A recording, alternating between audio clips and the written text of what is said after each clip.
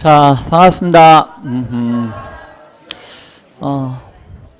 모의고사 잘 보셨나요?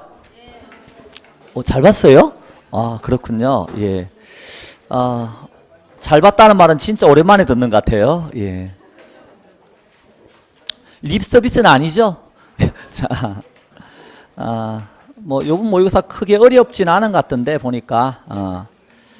자, 오늘 우리 들어갈 내용이 어디냐 하면, 242쪽 지역 분석하고 개별 분석, 여기 들어갈 차례네요. 맞죠? 예.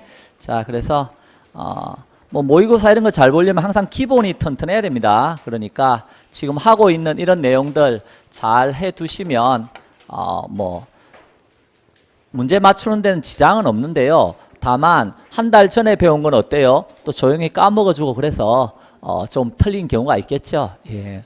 몰라서 틀리진 않았죠. 모의고사 못 봤는데 1번 안 배워서 틀렸다. 자, 두 번째, 배우긴 배웠는데 순간 헷갈렸다. 정답은 뭐예요? 2번이에요?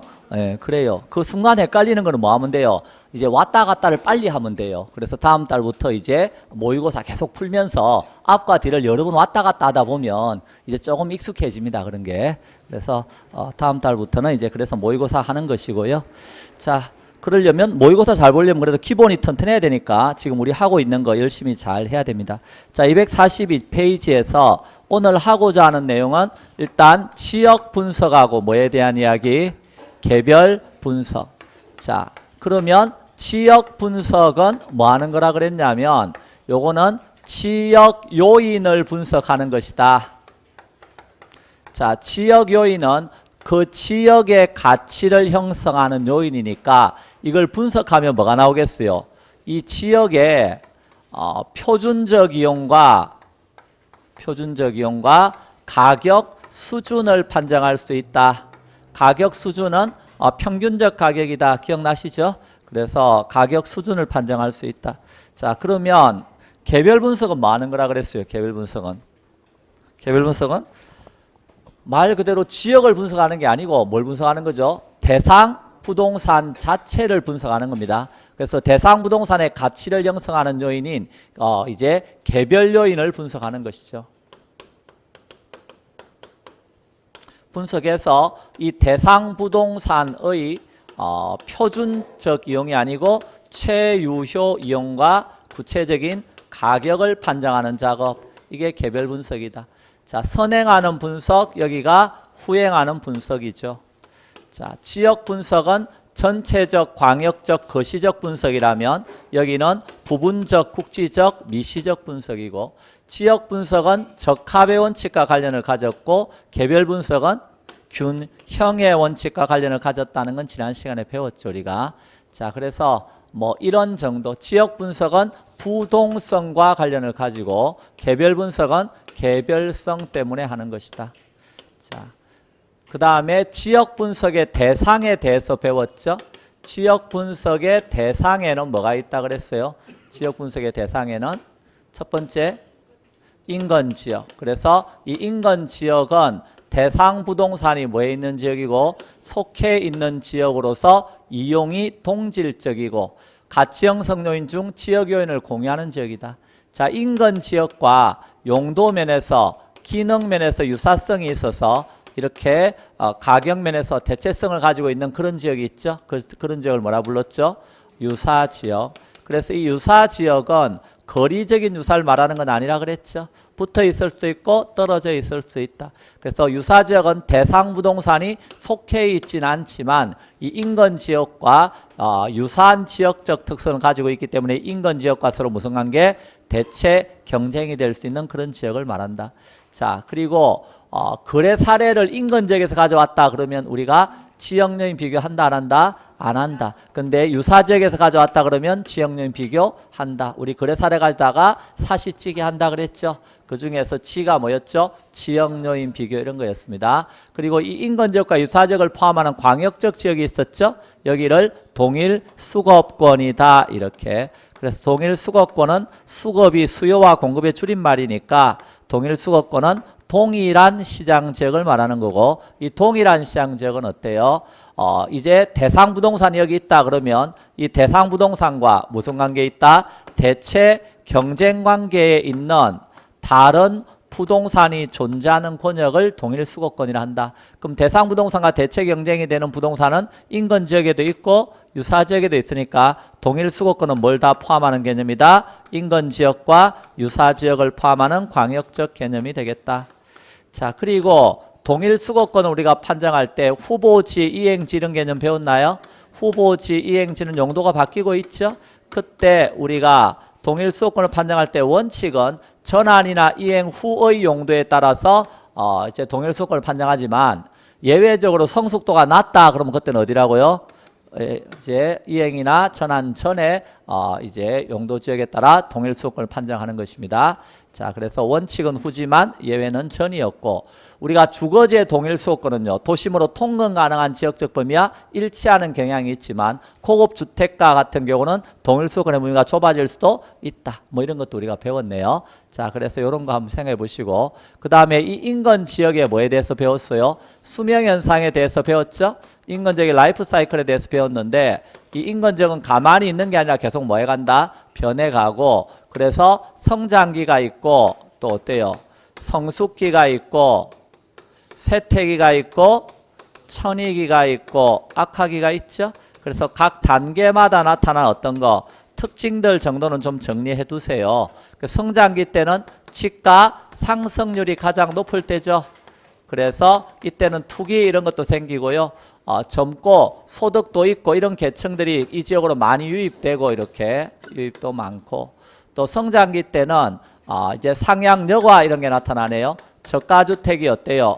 이제 헐고 거기다 고가주택지고 그래서 그 지역이 이제 변모하는 모습을 보일 때가 성장기가 되겠습니다. 자, 그러면 물론 입지 경쟁 이런 것도 어때요? 치열하겠죠? 어떤 건물이 들어설까? 예. 자, 그런데 성숙기 때는 치가 상승률이 최고가 아니라 치가가 어때요? 가장 높은 데서 안정돼 있거나 약간씩 상승하거나 이렇게 할 때다. 그래서 이때는 주로 지역적 기능이 최고도에 달해 있기 때문에 주로 집주인들이 살고 이때는 뭐 유동도 별로 사람들 유동도 별로 많지 않고 그 다음에 입지 경쟁은 이제 안정이 되는 거죠. 건물들이 다 들어섰으니까. 그리고 성장기 때는 주로 신축 부동산의 거래가 중심을 이루게 될 것이고 이때는 자 성숙기를 지나 쇠퇴기로 가면 이제 하향 여가가 뭐 되는 시작 여가가 시작된다. 이렇게 시작된다는 말은 저속층이 들어오기 시작하는 거죠. 들어오기 시작해서 천이기 때는 하향여가가 어떻게 된다? 활발하게 된다. 그러면 이때는 내려가던 치가의 약간의 뭐 반등 이런 것도 나타날 수 있다. 저속층이 우리로 몰려오니까 그때 쇠퇴기나 천이기 때 재개발하면 다시 어때요? 성장기로 되돌아갈 수 있고 내버려두면 악화기를 거쳐 슬럼화 과정으로 넘어가게 되는 거다. 자, 그래서 뭐 이런 내용들을 중심으로 해서 어때요? 우리가 쭉 내용을 배웠고 이걸 바탕으로 해서 문제가 242쪽에 나오고 있네요.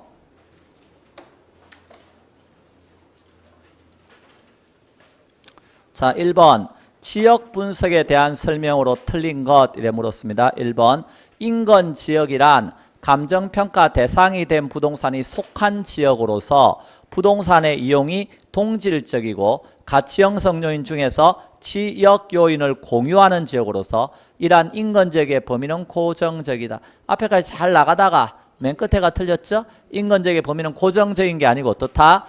계속해서 변해가는 겁니다. 가변적입니다. 자, 따라서 1번이 틀렸네요. 이 유사지역은요. 대상부동산이 속해 있지는 않죠. 그렇지만 인근지역과 유사한 특성을 가지고 있는 지역으로서 지리적 위치는 다르지만 용도면 기능면에서 어떠한 지역이다? 유사성이 있는 그런 지역이다. 세 번째, 동일수호권은 대상부동산과 서로 무슨 관계에 있다? 대체 경쟁관계가 성립하고 가치 형성에 서로 영향을 미치는 관계에 있는 다른 부동산이 존재하는 권역을 말하는 거다. 그래서 동일수호권 범위는 부동산의 종류에 따라 상이합니다.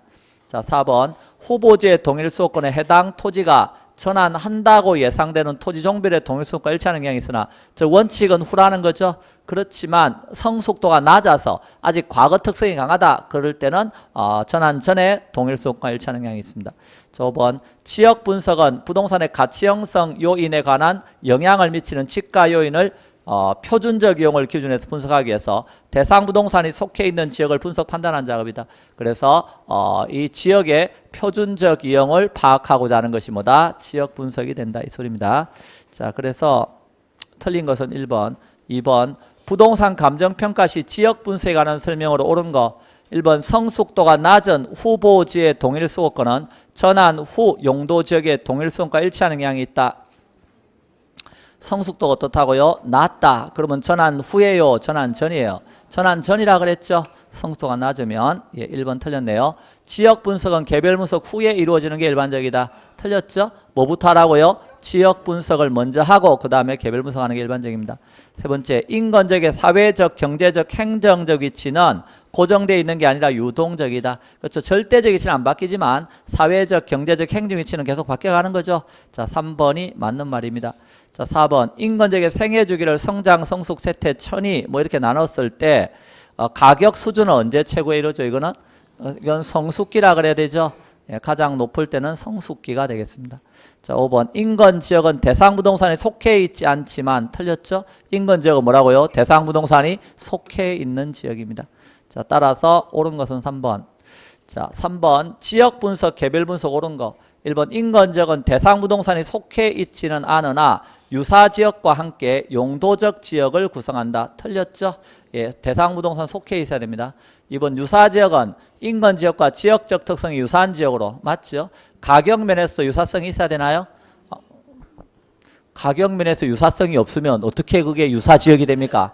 당연히 가격 면에서 어때요? 유사성이 있어야 됩니다. 그렇죠. 그래야 대체가 되죠. 인건 지역하고 대체 경쟁이 되죠. 이해되셨죠? 그래서 가격 면에서 유사성이 있어야 됩니다. 예. 자, 3번 지역 분석의 대상은 원칙적으로 인건 지역과 유사 지역뿐이다. 뭐도 있었어요? 동일 수거권도 있었죠. 자, 4번 개별 분석은 대상 부동산의 최유효용을 판정하기 위해서 하는 분석이다. 그 말은 맞죠? 개별 분석은 대상 부동산에 뭘 판정한다? 최유효용을 판정하기 위해서 하는 분석이고, 주거지의 동일 수도권은 배우지를 기초로 상업수에 관한 대체성을 갖는 지역적 범위를 취한다. 이거는 뭐요? 상업지고 상업지. 주거지는 도심으로 통근 가능한 범위와 일치하는 경향이 있다. 이렇게 배웠죠? 예. 자, 따라서 옳은 것은 4번입니다. 자, 4번. 자, 지역 분석, 개별 분석 틀린 것 이래 물었습니다. 자, 1번. 지역 분석은 평가 대상 부동산이 속하는 지역 내의 부동산의 표준적 이용을 판단해서 이의 가격 수준을 판단하는 작업이다. 맞나요? 표준적 이용과 뭐 가격 수준 정확한 표현이죠. 예. 그래서 1번 맞네요. 2번 개별 분석은 그 지역의 표준적 이용의 범위 내에서 개별 부동산에 뭘 찾는 거라 그랬죠? 최유효용을 판정하고 구체적인 가격을 결정한 작업입니다. 3번 지역 분석의 대상이 되고 있는 인건 지역은 대상 부동산이 속하는 용도적 지역으로서 인건지역의 범위가 너무 확대되거나 축소되면 안 된다. 그래서 인건지역의 범위가 너무 넓어버리면 가격의 편차가 심하기 때문에 사례 자리에 신뢰성에 문제가 있을 수 있고, 너무 좁으면요 신뢰성은 있는데 문제는 사례를 선택하기가 어렵다. 그래서 너무 넓거나 너무 축소되어서는 안 된다는 겁니다. 자, 4번 지역 분석에 사용되는 유사지역은 특성이 대상 부동산과 유사하여서 대상 부동산과 가격 면에서 대체 경쟁력이 성립될 수 있는 지역을 말한다. 그래서 지역 분석에 사용되는 유사 지역은 어디하고 유사한 거예요? 지금 여기하고 유사한 거죠. 그러니까 지역을 비교하는 거지 대상 부동산 자체를 비교하는 게 아니죠. 그래서 이건 뭐라고 말해야 돼요?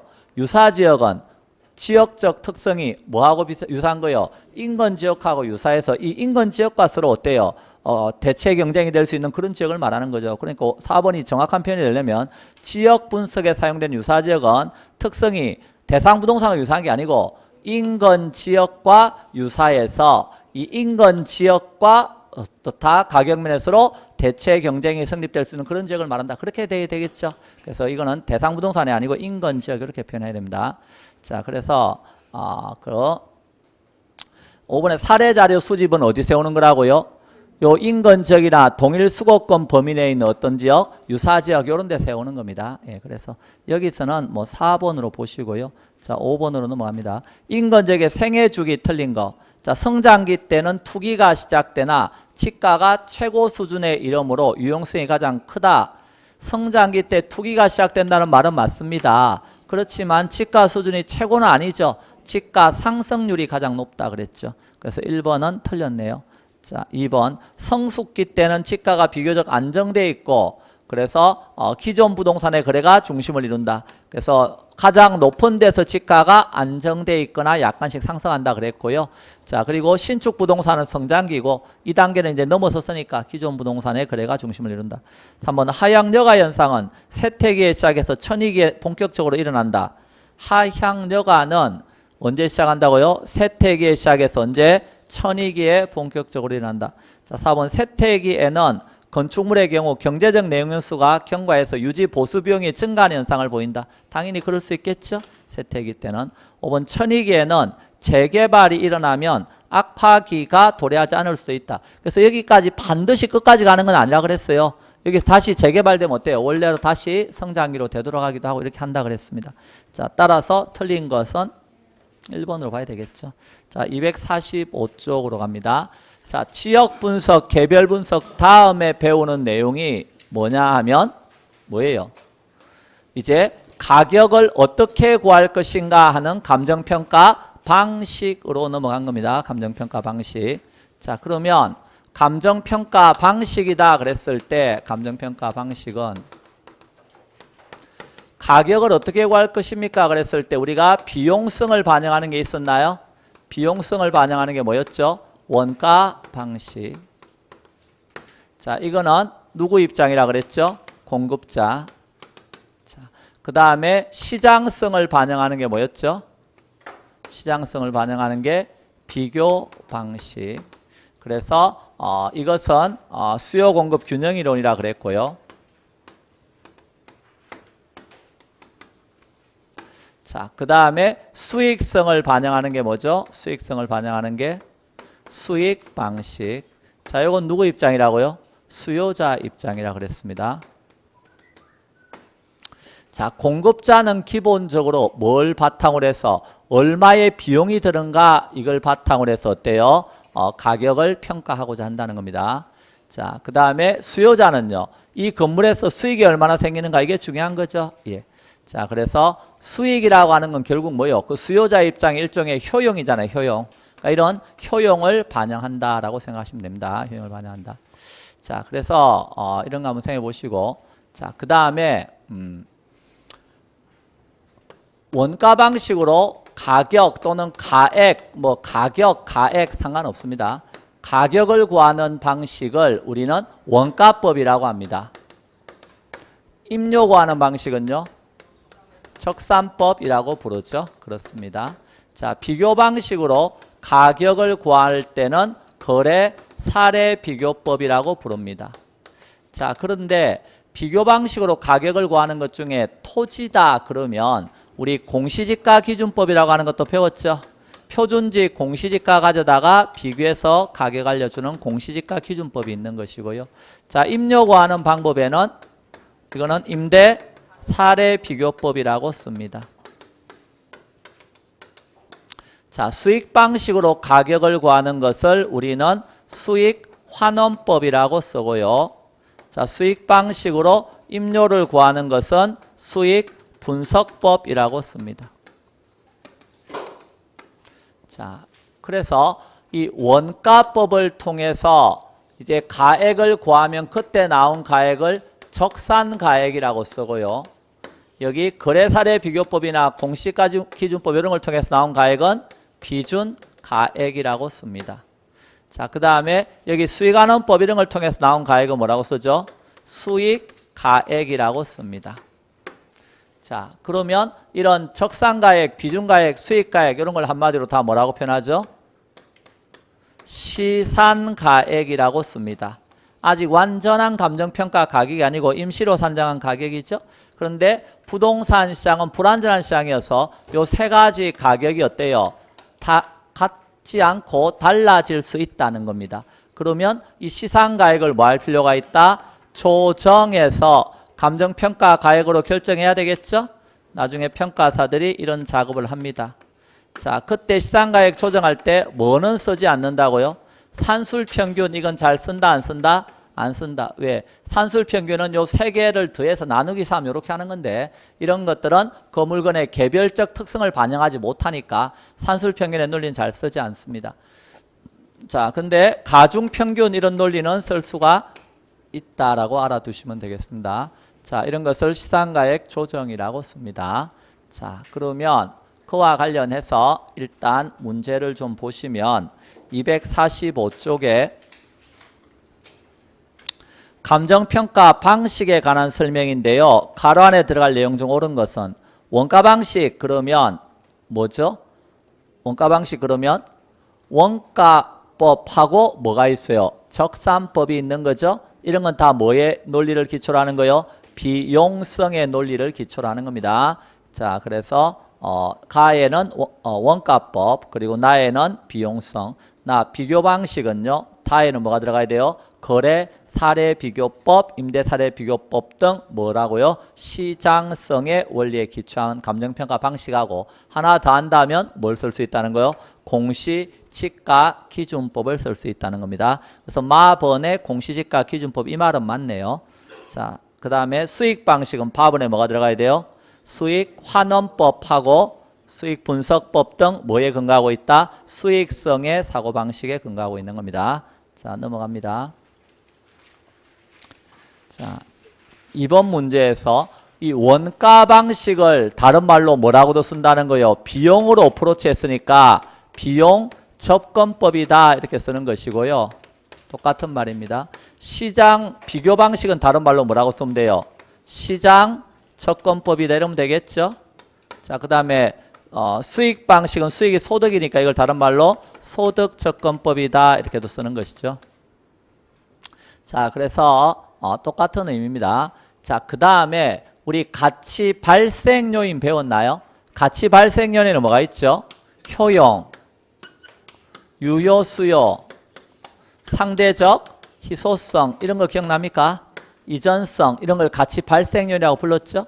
그 중에 가치는 결국 이렇게 수요와 공급을 반영하게 되는데 그 중에 이 공급과 관련되어 있는 것이 뭐였어요? 이게 여기 있는 상대적 희소성이었거든요. 그러니까 이것이 어떠하다면 상대적 희소성 공기 이야기하면서 공급이 아주 많으면 그건 가치가 발생 안 한다 그랬죠. 그럼 가치가 발생하는 건 상대적 희소성이 있어서 공급성이 자체에 있어 그런 것이다. 그러니까 이런 공급과 관련을 가지는 것이 여기에서는 가치 발생 요인으로 봐서 어떤 것이다. 공급 관련을 가지는 게 여기 있는 상대적 희소성으로 볼 수 있다는 겁니다. 자, 그래서 그 첫 번째 보면 원가 방식을 다른 말로 뭐라고요? 비용 접근법이고 가치 발생률로 따지면 이게 뭐와 관련을 가지죠? 상대적 희소성과 관련을 가지고 이건 비용성을 반영하고 있는 것이고 공급자 가격 성격이 되는 뜻이에요. 자, 그게 원가 방식 이야기고 그 다음에 여기 보면 효용이라는 말이 나오죠? 효용이 뭡니까? 우리 수요자 입장에서는 여기 건물을 분양받겠다는 사람 입장에서 뭐가 중요하다고요? 이 건물을 분양받아서 앞으로 수익이 얼마나 나올까 이게 중요하다는 거죠. 그러니까 수익성을 반영하는 거죠. 근데 이 수익도 결국 뭡니까? 효용이잖아요. 장래 기대되는 편익이잖아요. 그래서 효용이기 때문에 결국 여기서 수익 방식과 관련을 가진다. 이것은 가치 발생 요인과 가진다면 그 중에서 뭘 써야 되겠어요? 효용을 써야 된다 이 소리입니다. 그래서 D급번에는 뭐가 들어가야 되고 효용. 그래서 소득 접근법의 수익성이고 이건 누구 성격이라고요? 수요 가격 성격이 되겠습니다. 수요 가격 성격 이렇게. 자, 그 다음에 그 나오는 비교 방식은 다른 말로 뭐라고 한다고요? 시장 접근법이고 그 시장 접근법이고 시장에서 지금 유효 수요 구매력이 나타나는 게 시장이죠. 그러니까 거기 가치 발생론에서는 유효 수요가 나타나는 게 시장이니까 그 시장성을 반영해야 되고 성격은 수요 공급 균형 이론적 성격이다 이런 뜻입니다. 그래서 뭐 거기에서 가치 발생 요인 하나가 더 들어갔네요. 자, 그래서 기억번에는 상대적 희소성, T급번에는 효용, 니은번에는 유효 수요 이게 들어가면 됩니다. 자, 그래서 그 정도 내용 보면 답은 뭐 1번 정도가 되겠습니다. 자, 그 정도 보시고 넘어갑니다. 자, 3번 시상가액 조정에 대한 내용입니다. 틀린 거. 자, 시상가액 조정이다 그랬을 때 1번 감정평가 3방식을 적용해서 구한 가격은 대상부동산의 최종평가 가격이 아니라 무슨 가격이라고요? 시상가액이다. 맞는 말입니다. 시상가액 조정은 감정평가 3방식을 적용해서 구한 시상가액을 상호 관련시켜서 재검토함으로써 시상가액 상환의 격차를 축소시키는 작업이다. 그래서 이런 것들을 조정해서 어때요? 축소시켜서 감정평가액으로 이렇게 결정하는 작업이다. 이 소리입니다.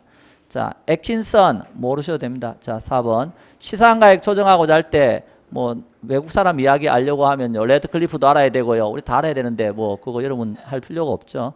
시상가액 조정하고자 할 때 평가사는 자리의 신뢰도, 대상부동산의 성격, 대상부동산 용도 등에 따라 조정을 달리해야 한다. 자, 5번에 보면 시상가액 조정할 때 감정평가 3방식에 산출한 시상가액을 산술평균하는 것을 말한다. 산술평균하는 건 잘 안 쓴다 그랬습니다. 예, 이해되셨죠? 예. 자, 그래서 5번이 여기서는 상대적으로 틀린다고 보고 넘어가겠습니다. 예. 자, 247쪽 제조달 원가에 관한 설명입니다. 옳은 거. 이제 어디로 넘어간 거예요? 자, 이걸 바탕으로 해서 본격적으로 여기에서 원가법에 대한 이야기를 하자 이렇게 넘어간 겁니다. 원가법. 자, 원가법은 자, 평가사에 가서 이 건물 얼마입니까? 지금 이렇게 물어본 거죠. 얼마입니까? 이렇게 물어보면 평가사는 이 건물 가격 어떻게 한다고요? 이 건물을 새로 지을 때 원가를 뭐라 그래요? 제조달 원가. 자, 새로 지을 때 원가인 제조달 원가에서 뭘 빼라? 그동안 발생한 감가 누계액을 빼주세요.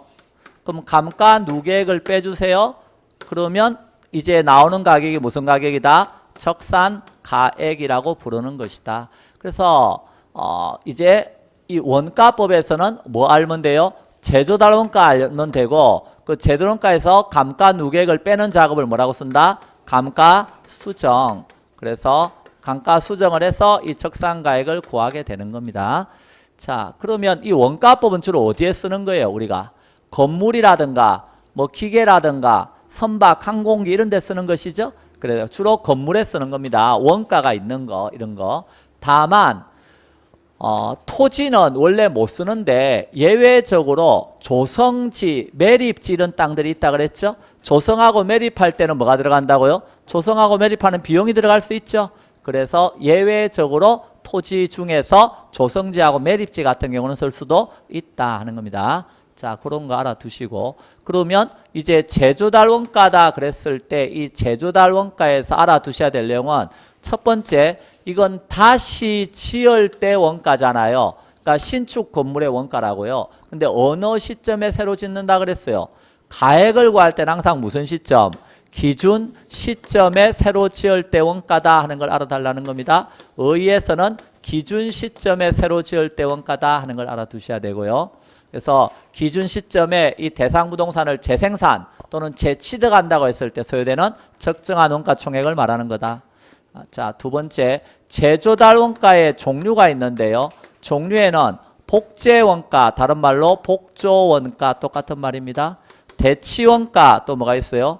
대체원가 똑같은 말입니다. 자, 복조원가라는 것은 물리적으로 똑같이 복제할 때 원가입니다. 자, 대치원가는 효용면에서 어때요? 똑같이 지을 때 원가입니다. 자, 그래서 복제원가 같은 경우는 신축 건물에 주로 쓰고요. 대치원가 같은 경우는 아주 오래된 건물들이 있나요? 자, 이런 건물에 주로 쓰는 것이 뭐다? 대치원가가 되겠습니다. 자, 그랬을 때 우리가 대치원가를 구할 때 정규 수업 시간에 이렇게 말했던데요. 이 건물이 10억이고 옥상에 물탱크가 2개가 있는데 한 개 1억씩이다. 그런데 복제하려면 12억이 드는데 여기 옥상에 물탱크 한 개는 과잉설비라서 이것은 쓸모가 없다. 그럼 쓸 데가 없으면 효용이 없다는 뜻이라 그랬죠. 그러니까 이때 대치원가는 얼마면 된다? 11억이면 된다. 그렇기 때문에 나중에 여기 제도원가에서 감가를 해야 되는데 감가 요인 중에는 물리적, 기능적, 경제적 감가가 있게 되고 그 중에 무슨 감가는 하지 않는다. 여기서는 대치원가 기준할 때는 기능적 감가 한다 안 한다? 안 한다. 예. 자, 그래서 왜 효용면에서 문제가 있는 건 이미 다 뺐으니까 기능적 감가를 또 하면 이중감가 되니까 기능적 감가는 하지 않는다. 이런 건 알아달라 그랬죠. 복제원가 기준할 때는 당연히 기능적 감가 해야 되나요? 네, 당연히 합니다. 그리고 물리적이라든가 경제적 감가 다 합니다. 다만 뭘 하지 않는다고요? 요 대치원가 기준할 때는 기능적 감가하지 않는다. 자, 세 번째, 제조달 원가를 산정하는 기준에 대해서 배웠습니다. 산정 기준은 여기 땅밖에 없었는데 돈 10억을 들이니까 건물이 생겼어요. 그럼 돈 10억 요놈이 뭐가 되는 거예요? 제조달 원가인데, 그러면 제조달 원가는 크게 도급인이 수급인에게 주는 돈이 있다고요. 건물 지어줘 이러면서. 그럼 도급인이 수급인에게 주는 돈을 일컬어서 우리는 뭐라고 쓰느냐 하면 표준적인 건설비다 이렇게 쓴다는 거예요. 그럼 표준적인 건설비에는 당연히 뭐가 들어있어야 돼요? 공사비를 줘야 건물을 지어주겠죠. 그러니까 직접 공사비라든가 간접 공사비와 같은 공사비가 들어있고, 또 수급인이 받는 돈에는 수급인의 적정 이윤도 들어있어야 건물 지어주겠죠. 예. 자, 그런데 이 돈 외에도 도급인이 직접 부담하는 돈도 있나요?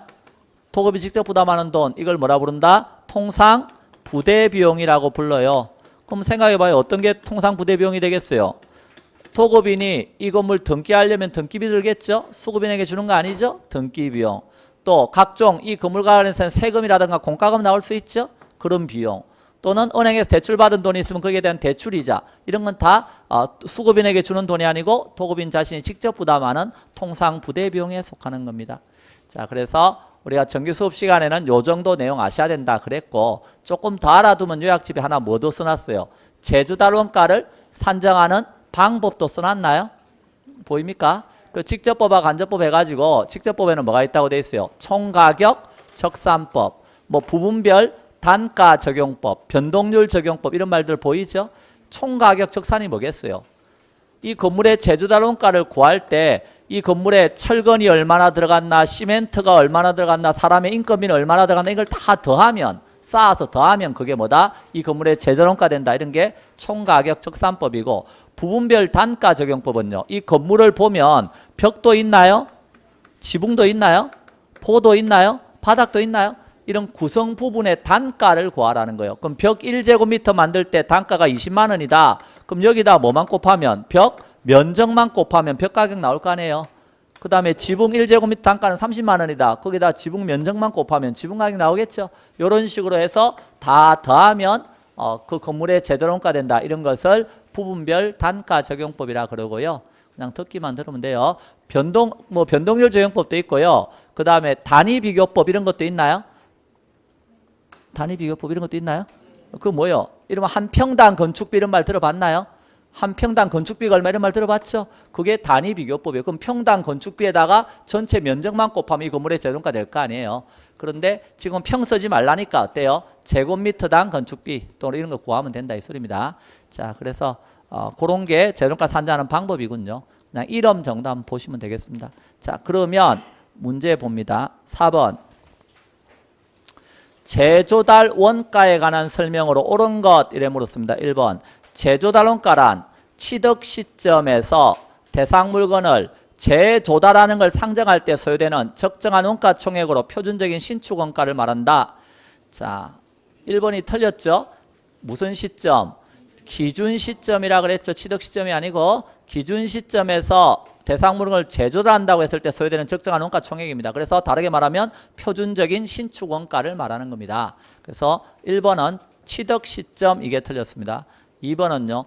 복조 원가란 대상 부동산과 물리적으로 동일한 부동산을 조달할 때 소요되는 물리적 측면의 원가를 말하며 제조달 원가를 복조 원가로 구하는 경우에는 기능적 감가를 하지 않는다. 틀렸죠? 뭐로 할 때 안 한다 그랬어요? 대치 원가로 구할 때 기능적 감가를 한다 그랬죠? 그래서 복조 원가는 기능적 감가 하는 겁니다. 자, 3번.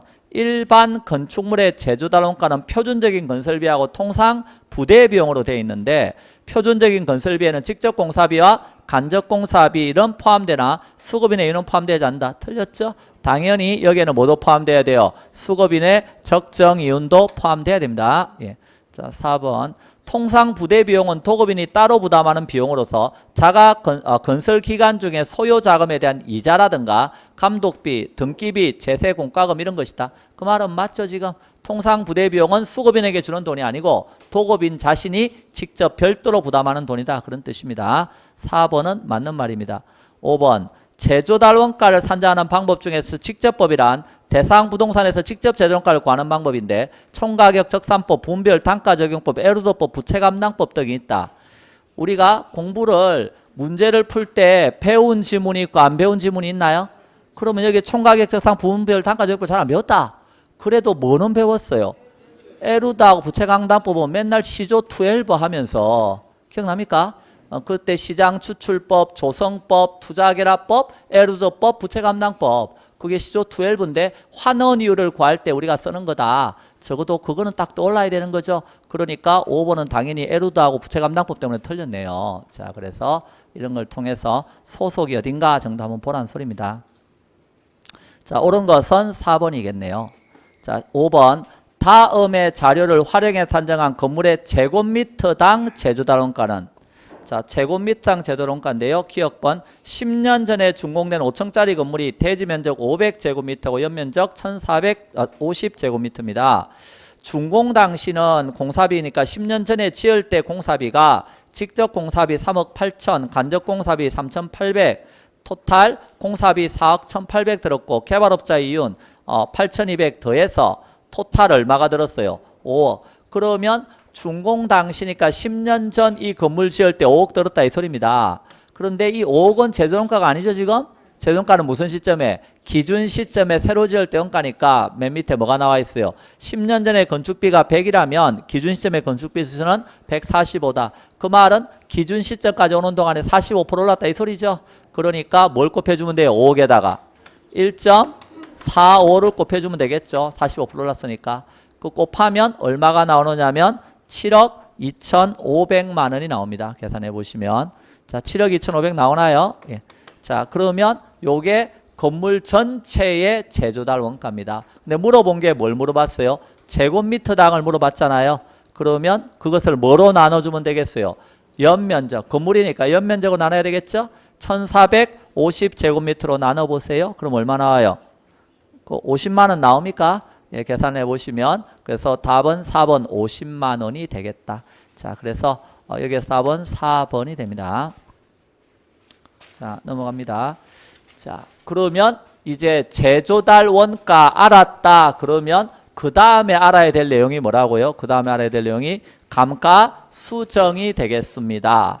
그러면 감가 수정과 관련해서 알아둬야 될 내용은 크게 세 가지가 있다. 그러면서 첫 번째, 감가의 요인을 알아두세요 라고 정규 수업 시간에 열심히 강의했네요. 감가 요인에는 물리적 감가도 있고 기능적 감가도 있고 경제적 감가도 있고 기억납니까? 하나 더 하면 학자들에 따라 법률적 감가를 논하기도 합니다. 근데 논하지 않을 땐 요 세 가지만 논하기도 합니다. 물리적 감가는 말 그대로 물리적인 거잖아요. 마모되었다, 파손되었다, 뭐 손상이 생겼다, 노화되었다. 요런 눈에 보이는 것들이 물리적 감가입니다. 자, 그 다음에 기능적 감가는요. 이 부동산 내부와 관련해서 우리는 거 배웠죠? 건물하고 부지가 어때요? 이게 부적응하고 있다든지 그래서 부지는 아주 큰데 건물은 어때요? 너무 적게 지어놨다든지 내부적으로 균형이 안 맞으면 기능적 감가였죠. 또 형의 구식화라고 하는 건 디자인이라 그랬죠. 디자인이 구닥다리다 이런 건 다 기능적 감가라는 거예요. 또 설계가 불량하게 돼 있어서 아주 쓰기가 불편하다든지 또는 부족 설비 있어야 될 화장실이 없다든지 과잉 설비 쓸데없는 게 있다든지 이런 게 다 뭐라는 거죠? 기능적 감가. 그래서 내부적으로 균형이 안 맞는 겁니다. 그래서 요 물리적이고 기능적인 거는 둘 다 뭐가 있어요? 내부적인 감가이기 때문에 이런 것은 치유 가능한 것도 있고 치유가 불가능한 감가도 있습니다. 그런데 경제적 감가는 이거 뭐죠? 외부적 감가입니다. 그래서 외부적 감가로서 대상 부동산하고 주변 환경이 어때요? 환경이 적합하지 않다든지 이렇게 대상 부동산의 시장성이 감퇴된다든지 교통혼잡이 너무 심하다든지 부의 외부요가 생겼다든지 이런 게 다 뭐가 되겠어요? 이제 경제적 감가입니다. 이건 외부적 감가죠. 그래서 외부적 감가이기 때문에 전부 다 치유가 어떻다? 불가능한 감가고 요 법률적 감가는 이 부동산이 법에 위반된 건물이라든지 소유권이 불안전하다든지 이런 것들이 법률적 감가가 되겠습니다. 그러면 6번에서 경제적 감가 요인에 해당되는 것 이래 물었습니다. 1번 능률 저하, 형식의 구식화, 건물과 부지의 부적합 이런 건 다 뭐라 그랬어요? 기능적 감가죠? 근데 4번에 인근에 쓰레기 소각장 들어왔다. 이게 무슨 감가죠? 경제적 감가입니다. 도시군 계획선에 저촉되었다. 이거는 법률적 감가로 볼 수 있겠죠. 예. 자, 따라서 답은 4번이다 정도는 아셔야 된다. 자, 두 번째 뭐에 대해서 강의를 했느냐 하면 감가수정이라는 용어하고 비슷한 용어인데 감가상각이라는 용어가 있다 그랬죠. 그래서 여기는 둘은 차이가 있으니까 좀 구별해야 된다 하는 겁니다. 감가수정은 어디에 쓰는 거라고요? 평가 목적입니다. 목적이. 평가 목적이라는 건 가격 구하는 거죠. 가격은 어떻게 구해야 되느냐 하면 정확하게 구해야 됩니다. 요 가격이 정확하게 나오려면 뭐도 정확하게 해야 돼요? 감가도 정확하게 해야 되는 겁니다. 그래서 평가 목적이기 때문에 여기는 감가를 어떻게 해야 된다고요? 정확하게 해야 됩니다. 감가를 정확하게 하려면 어때요? 눈으로 관찰할 수도 있나요? 그래서 관찰해 가지고 얼마 감가해야 되는가 이런 것도 한다는 거. 관찰 감가 이런 걸 인정한다는 거예요. 그리고 내부적인 여기 있는 물리적이고 기능적인 감가만 하는 게 아니라 뭐도 한다고요? 경제적 감가 요것도 한다는 거예요. 외부적 감가도 하고 토지도 감가 수정의 대상이 될 수 있나요? 토지도 물리적 감가는 안 되지만 맹지 이런 건 기능면에서 문제가 있고 또 외부 환경이 안 좋아지면 경제적 감가도 되죠. 그러니까 토지도 감가 수정의 대상이 될 수는 있다 하는 것입니다. 자, 그 다음에 여기에서 감가 수정에서는 잔가율 이런 것도 어때요? 물건마다 다 차이가 있습니다. 개별성이 있을 수 있습니다. 자, 그래서 내용 연수 이런 것도 뭐 할 수 있죠? 조정할 수도 있습니다. 그 말은 10년 쓴 건물이라도 관리를 잘한 건물은요 8년 쓴 것 같다 이렇게 조정하기도 하고 관리가 안 돼 있는 건물은 뭐 10년 썼더라도 15년 쓴 것 같다 이렇게 조정할 수도 있다는 겁니다. 자, 내용 연수 조정 이런 것도 합니다. 왜? 정확하게 가격을 구하기 위해서. 자, 그리고 어디서부터 감가 수정은 감가를 합니까? 그랬을 때 어디서부터 감가 들어가요? 재조달 원가 여기서부터 감가 들어가는 거죠. 재조달 원가에서부터 감가를 들어갑니다. 그리고 당연히 세월이 가면 세월이 갈수록 감가 누계액은 많아지겠죠. 누계는 쌓인 거니까 그 세월이 뭐죠? 내용 연수인데 그 내용 연수 중에서 무슨 내용 연수인다? 경제적 내용 연수를 쓰는 겁니다. 쓴 게 중요해요? 남은 게 중요해요? 남은 게 더 중요하다. 왜? 가치는 장래에 기대된 편익을 반영해야 되니까 건물도 남아있는 장래 보존 연수 이런 데 초점이 있다는 겁니다. 앞으로 몇 년 더 쓸 수 있나 이런 게 더 중요하다는 겁니다. 자, 그런데 여기 있는 감가상각은 목적이 어디에 있다고요? 회계 목적에 있다. 회계 목적이 뭔데요? 기계를 썼다. 그래서 어떤 일이 생겼다는 거예요? 기계를 사용해서 총수익이 생겼는데 문제는 기계를 사용했기 때문에 뭐 어떤 게 생겼다? 기계에서 감가가 생겼다. 그러면 번 돈 중에서 어때요? 일정한 금액을 감가되는 걸 뭐 하기 위해서? 상각시키기 위해서 비용으로 떼놔야 된다 그랬죠? 비용으로 배분시켜 놔야 된다. 뭐 하려고요? 그럼 비용으로 배분시켜 놓으면 나중에 기계가 못 쓰게 되었을 때 기계 살 돈이 만들어져 있겠죠? 그래서 여기에서는 자본을 기계라고 하는 자본을 계속해서 유지하고 회수하는 데 목적이 있다. 그래서 여기서는 정확하게 감가를 할 필요가 없다. 나중에 기계 살 돈만 만들면 된다. 그렇기 때문에 눈으로 관찰 이런 거 안 한다. 그리고 내부적 감가만 하지 외부적 감가 이런 거 안 한다. 토지 이런 거는 기계하고는 달라서 안 없어지니까 감가상각에서는 적용하지 않는다. 장가율도 요 회계와 관련된 법이 있겠죠. 법에서 정해 놓은 거기 때문에 장가율도 어떻다? 일정이고 내용 조정 이런 거 하지 않는다. 제조달 원가가 아니라 어디에서부터 감가 들어가는 거예요? 요거는 취득 가격, 즉 다른 말로 하면 장부 가격이 있다. 거기서부터 감가 들어가는 것이고 여기는 회계와 관련된 법에서 정한 내용 연수가 중시되고 그리고 장래 보존 연수보다는 어디에 초점을 맞추고 있다? 경과 연수 몇 년 썼는가 여기에 초점을 맞추고 있다. 자, 이런 면에서 어떻다? 차이가 있다 하는 것을 좀 봐주세요 라고 말씀을 드렸네요. 자, 그러면 자, 거기에서 8번 문제를 보시면 그 감가수정과 감가상각 비교한 건데요. 틀린가고 물었습니다. 감가수정은 감정평가상의 용어고요. 장래 보존연수에 중점을 둔다. 맞죠? 근데 감가상각은 회계학상의 용어로서 경과연수에 초점이 있다. 자, 감가수정은 재조달 원가 그리고 뭐요?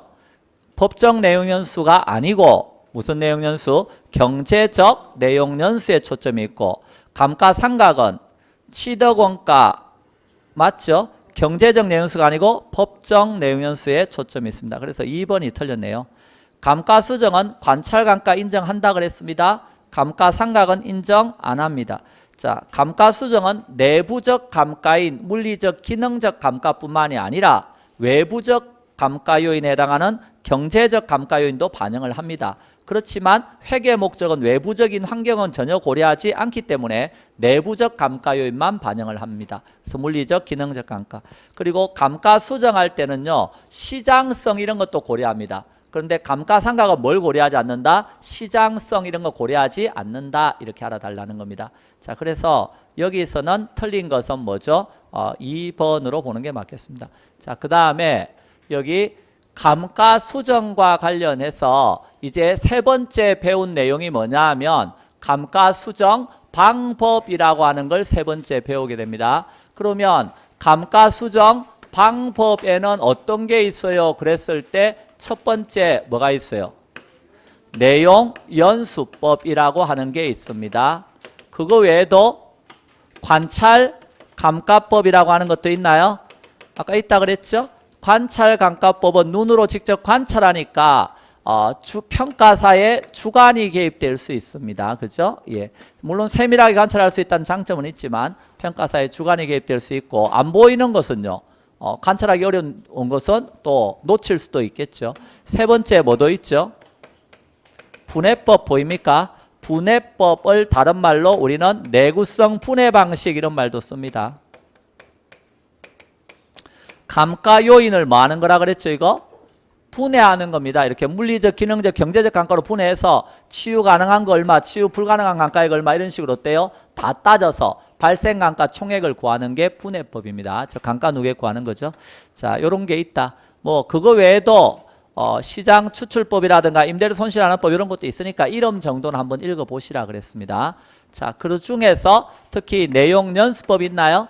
내용연수법에는 뭐가 있다고요? 정액법이 있고 또 정률법이 있고 훌륭합니다. 또 뭐가 있어요?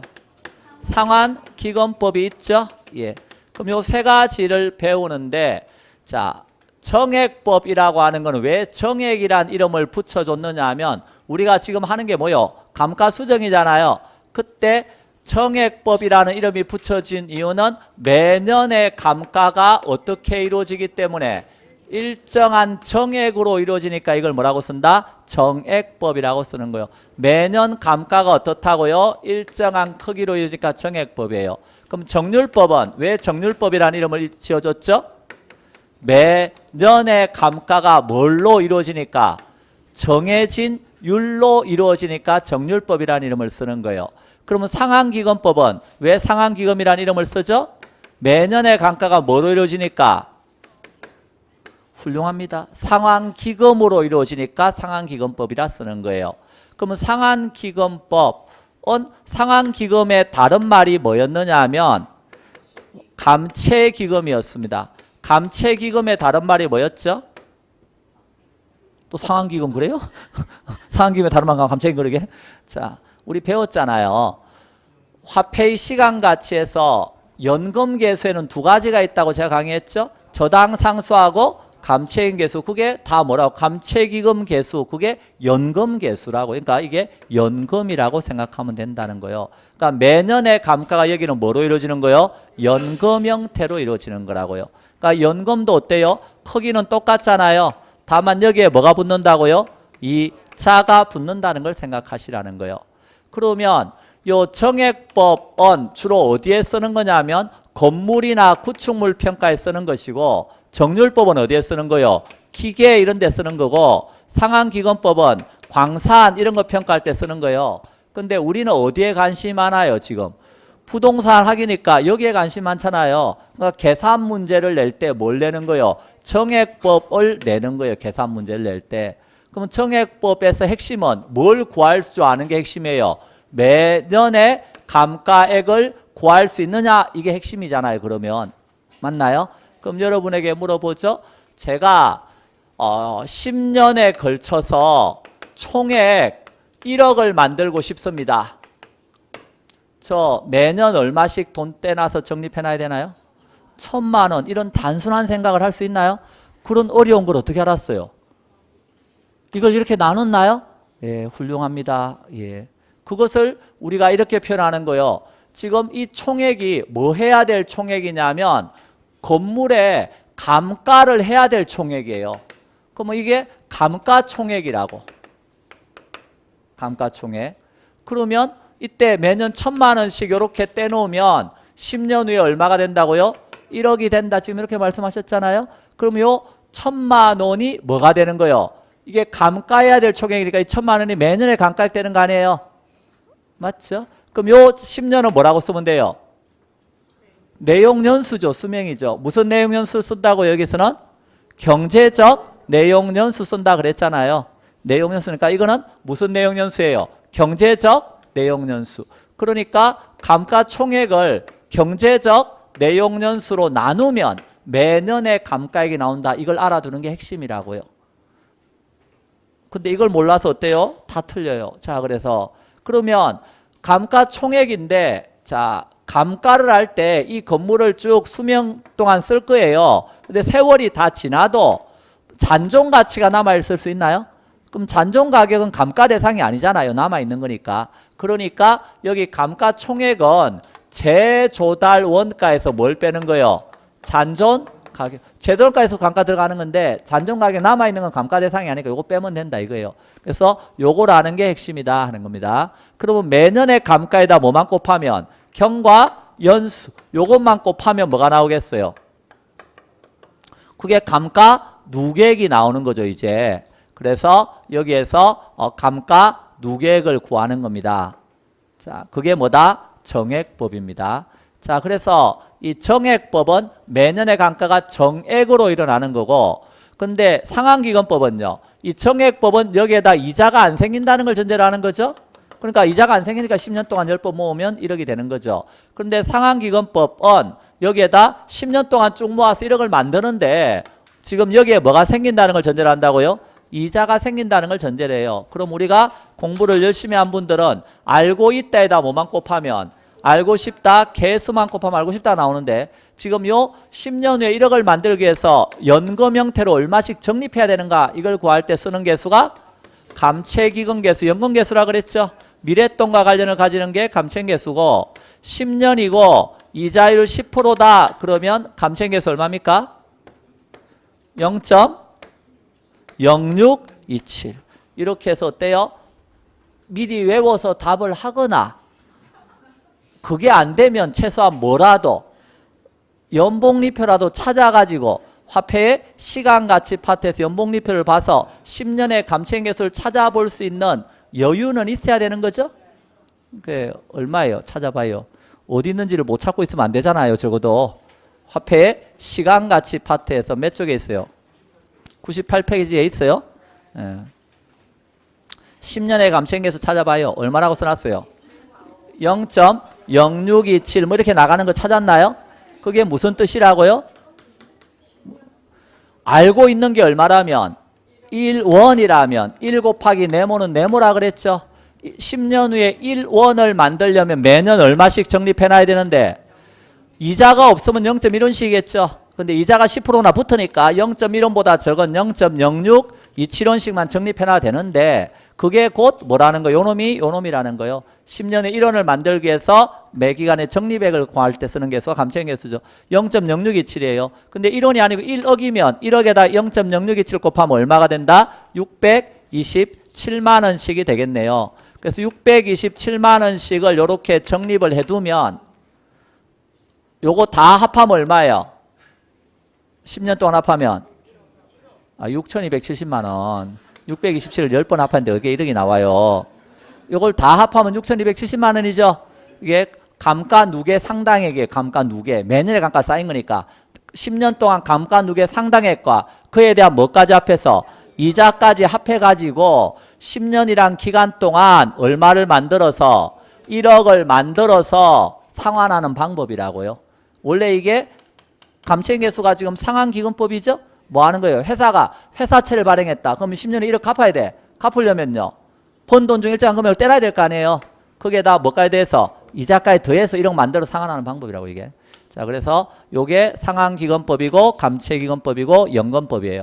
자, 그러면 정률법은 매년의 감가가 뭐로 이루어진다고요? 정해진 율로 이루어진다는 걸 기억해 주세요. 그러면 정률이 20%다. 그러면 20% 정해진 율로 감가하면 여기에서 제돈가가 1억이면 1억부터 감가 들어가면 1억에서 20% 감가해야 되겠죠? 그럼 얼마예요? 2천만 원 감가해야 되죠? 자, 20%니까 그러면 1차 년도는 2천만 원이고 2차 년도는 얼마예요? 이제 8천 남았으니까 8천에다가 20% 하면 1600 된다 그랬죠? 그러니까 초기에는 감가를 많이 하고 뒤로 갈수록 점점 감가액이 어때요? 작아진다. 왜? 잔존가치가 체감하니까. 그게 정률법이다. 그래서 기계처럼 이렇게 초기에 감가가 많이 될 수 있는 것들은 초기에 감가를 많이 떼놓고 이렇게 해서 자본을 안전하게 위해서 하고자 하는 방법이 정률인데, 자, 이렇게 해가지고 요 놈도 어때요? 뭐 1280 이렇게 쭉 해가지고 나중에 1000만 원 밑으로 내려가더라도 10년 후에 얼마를 만들면 되죠? 1억을 만들면 된다. 이런 논리가 정률법이라 그랬어요. 그러면 그와 관련해서 일단 9번 문제를 보시면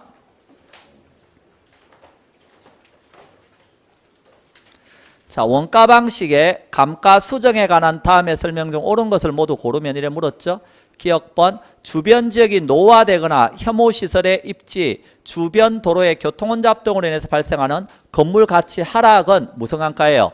경제적 감가라고 해주시고요. 기억번 틀렸네요. 미연번, 감가 수정할 때 내용연수는 법정 내용연수를 기준으로 한다가 아니고 경제적 내용연수 기준으로 합니다. T급번, 정액법에 의한 매년의 감가액은 일정하지만 정률법에 의한 매년의 감가액은 뭐한다? 체감한다. 맞네요. 10번, 관찰감가법은 평가사의 능력이나 주관에 좌우되기가 쉽고요. 외부에서 관찰이 어려운 기술적 하자는 놓치기가 쉽다는 단점이 있다. 10번도 맞고요.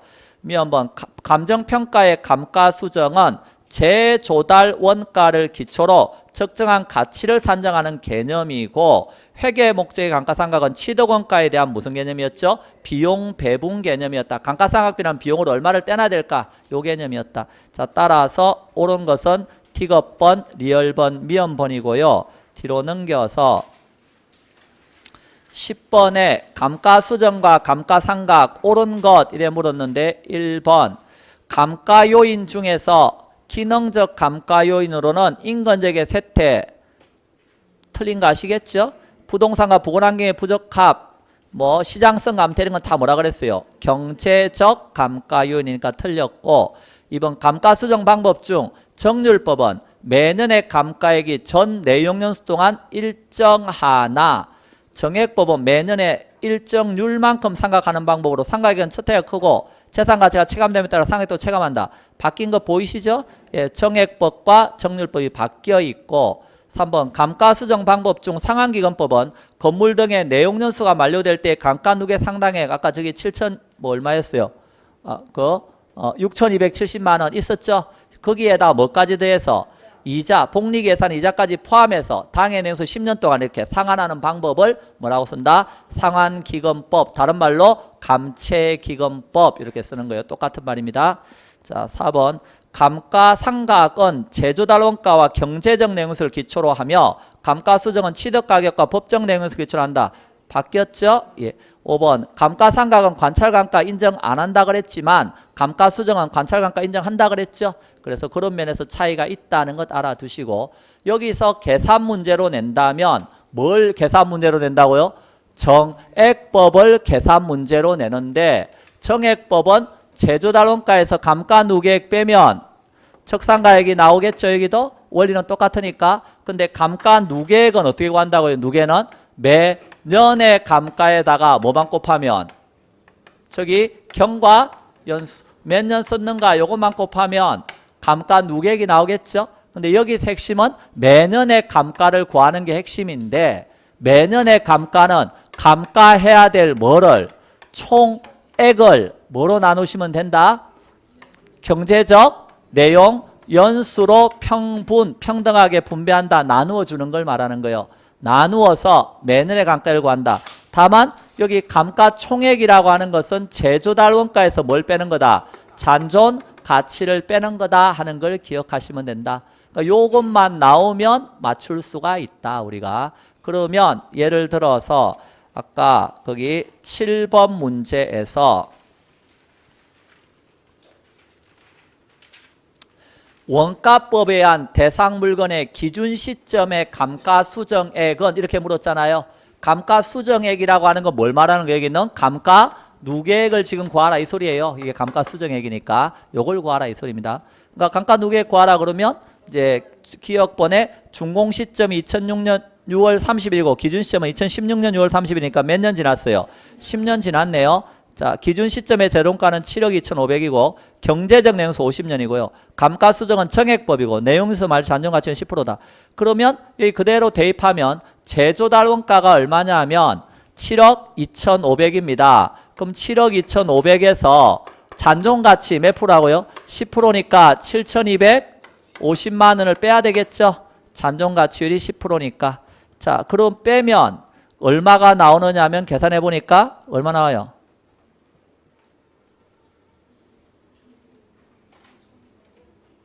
이제 감가총액 나오겠죠? 빼봐요. 얼마 나오는가? 6,500? 아니죠. 6억 5,250만 원 이렇게 나옵니까? 이거 빼긴 할 수 있죠? 그럼 요렇게 나오면 그걸 뭐로 나눠야 돼요? 경제적 내용연수 몇 년이에요? 50년으로 나누라는 거예요. 그럼 50년으로 나누면 매년의 감가액이 나오겠죠? 얼마가 나오느냐 했더니 계산해 봤더니 1,305만 원 나왔네요. 요게 매년의 감가액이에요. 거기다 뭐만 곱하면 된다고요? 경과연수 몇 년 썼어요? 10년. 곱하면 감가 누계액은 1억 3,050만 나오나요? 예, 요렇게 나오겠네요. 자, 그래서 답은 2번이 되겠다. 요 내용만 딱 머릿속에 들어오면 되죠. 매년의 감가액 구하는 게 핵심인데 정액법 매년 감가 일정할 거야. 그거는 총액을 내용연수로 나누면 돼 이렇게. 근데 총액은 감가총액이다. 근데 감가총액은 제도론가에서 잔존가치 빼는 거다. 이런 논리만 머릿속에 좀 들어오면 되겠다. 자, 뒤로 넘겨서 아까 11번 문제 있었나요?